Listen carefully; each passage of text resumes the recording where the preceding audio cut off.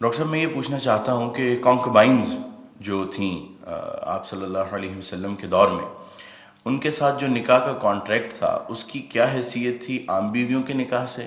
مختلف کیا تھا اس میں؟ اور ان بطور بیوی ان کی حیثیت کیسی تھی، اور ان کے ساتھ کس طرح کا معاملہ کیا جاتا تھا، اور بعد میں وراثت میں ان کا کیسا حصہ تھا؟ نیز یہ کہ کیا آج ان کی کوئی شکل معاشرے میں، کسی بھی معاشرے میں کیا باقی ہے یا اس کی کوئی اجازت ہے؟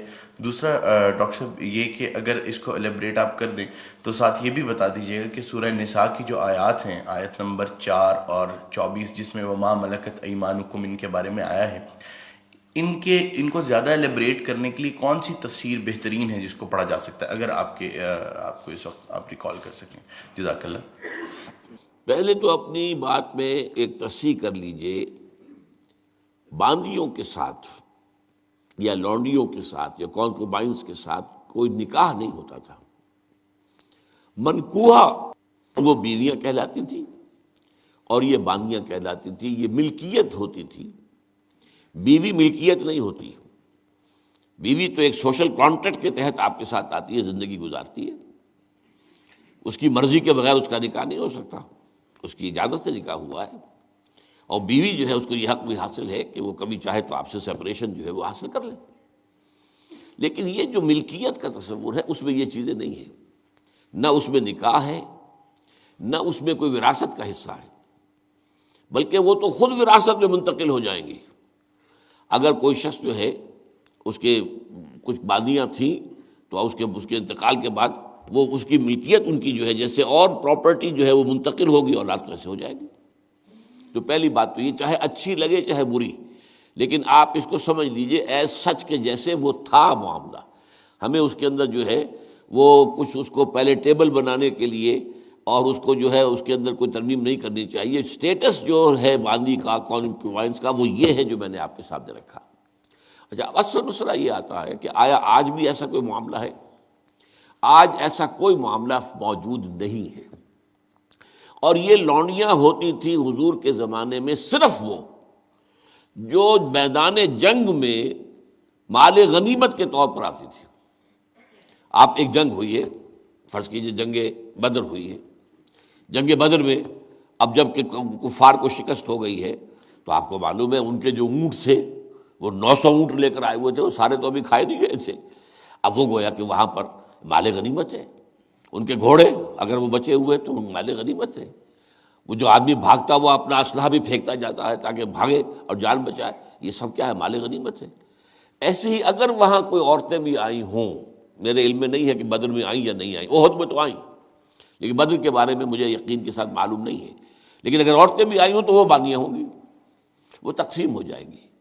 یہ جو اصل غلام کا اور باندی کا تصور ہے اسلام میں، یہ پی او ڈبلیو کا حل ہے، prisoners of war, what to do with them. یا تو اب آپ جو ہے بڑے بڑے جو ہے کنسنٹریشن کیمپس قائم کر دیجئے، ان میں پڑے سڑ رہے ہیں، وہ سب کے سب جو ہے کنسنٹریشن کیمپس کے اندر ہوتے ہیں۔ اب وہاں پر ان کا کیا معاملہ ہے؟ تو ان کے لیے اگر وہ مرد ہیں ان کے لیے ان کی کوئی جنسی تسکین کا کوئی سامان نہیں، اگر عورتیں ہیں ان کی جنسی تسکین کا تقاضے کا کوئی سامان نہیں۔ ہاں، کھانے پینے کو تو ظاہر بات ہے کچھ نہ کچھ راشن واشن جو ہے وہ تو جو بھی دنیا میں پی او ڈبلیوز کا معاملہ ہوتا ہے کھانے پینے کو دیا جاتا ہے۔ اسلام نے یہ کیا ہے کہ بجائے اس کے کہ پی او ڈبلیوز جو ہیں وہ اسلامی بیت المال پر بوجھ بن جائے، انہیں ایبزارب کرو معاشرے کے اندر، انہیں تقسیم کر دو لوگوں کے اندر، اور ان کی حیثیت غلام کی اور باندی کی ہوگی۔ انہیں آپ کو کھلائیں بھی وہ، حضور فرماتے ہیں جو خود کھاتے ہیں وہ کھلائیں، جو خود پہنتے ہو وہ پہناؤ، اچھے سے اچھا سلوک کرو۔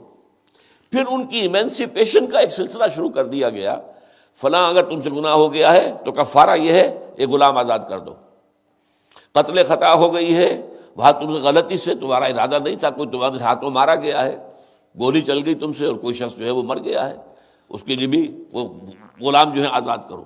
گناہوں کے کفارے میں غلاموں کو آزاد کرنا، پھر غلاموں کو آزاد کرنے کی تلقین، نصیحت، پرسویشن، یہ نیکی کا بہت بڑا کام ہے، غلام کو آزاد کرو۔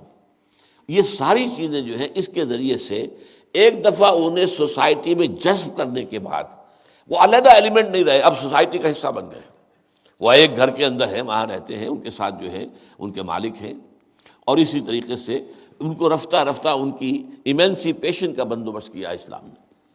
اور اس میں آپ کو معلوم ہونا چاہیے اس درجے ایمینسیپیشن ہوئی ہے کہ ایک وقت ایسا تھا عالم اسلام میں ساری حکومتیں غلاموں کی تھیں. مڈل ایسٹ میں ممالک کی حکومت، مملوک کہتے ہیں اس کو کہ جو کسی کی ملکیت ہے، غلام ہے. ممالک بڑے بادشاہ ہوئے. ہندوستان میں جو دہلی میں پہلی حکومت قائم ہوئی ہے وہ کون تھے؟ خاندان غلامہ، قطب الدین ایبک اور یہ بلبن، ایسے ایسے شاندار، اور جو ہے اور یہ التتمش، یہ کون تھے؟ غلام تھے. ہمارے بڑے بڑے دین کے علماء ائمہ غلام، چنانچہ بڑے علماء اساتذہ غلاموں میں سے. تو اسلام نے یہ راستہ اختیار کیا ہے. البتہ آخری سوال کا یہ ہے جو میرے اپنے ذہن میں ہے کہ اسلام نے اس انسٹیٹیوشن کو فائنلی ایبروگیٹ کیوں نہیں کیا؟ ایبروگیشن، جیسے آپ کو معلوم ہے سود کا معاملہ چلتا رہا، آخر میں آ کے سن 9 میں فائنلی طے کر دیا گیا حرام، اب اس کے قریب مت پھٹکو. اس کی حکمت میرے نزدیک یہ ہے کہ یہ خالص اسلامی جہاد ہونا ہے قیامت سے قبل ایک مرتبہ بہت بڑے پیمانے پر، جس کو کہا گیا ملاحم، اور جس پر پورے پورے باب جو ہیں وہ احادیث کی کتابوں میں ہے. اس وقت میں سمجھتا ہوں کہ ضرورت پیش آئے گی اس انسٹیٹیوشن کو انووک کرنے کی کہ اس وقت پرزنرز آف وار کا معاملہ اس طور سے ڈیل کیا جائے. لیکن اس وقت تک کسی آزاد انسان کو پکڑ کر غلام بنا لینا بہت بڑا گناہ ہے، ناقابل معافی گناہ ہے، کسی کو حق حاصل نہیں ہے. یہ جو امریکنز لے گئے تھے، آپ کو معلوم ہے یہ افریقہ کے مغربی ساحل کے ساتھ ساتھ وہاں سے یہ لوگ لے کر گئے پکڑ پکڑ کر ان کو، افریقیوں کو، اور وہاں جا کر انہیں غلام بنایا ہے اور شدید ترین جو ہے سختیوں میں انہیں رکھا ہے. یہ معاملہ اسلام میں نہ کبھی ہوا ہے، نہ اس کی کوئی اجازت ہے. کسی غلام، کسی آزاد انسان کو پکڑ کر زبردستی غلام بنا لینا، اس کی نہ کبھی اجازت رہی ہے نہ کبھی ہوگی. البتہ پرزنرز آف وار کے معاملے میں یہ شکل ہے جو اسلام میں رہی ہے، اور ہمیں اسی طریقے سے سمجھنا چاہیے. چاہے ٹھیک ہے دنیا اس کے اوپر فکرے چست کر دے گی یا کوئی اس کو کہے گی، پاس بہت سی چیزیں ہیں کہ جو لوگوں کے عام جو مزاج اس وقت کا ہے وہ اس میں وہ ذرا آسانی سے وہ بات جو ہے ان کے ذہن کے اندر اترتی نہیں ہے. لیکن we have to be faithful کہ دین کی اصل تعلیم کیا ہے، اسی کے ساتھ جڑے رہنا چاہیے.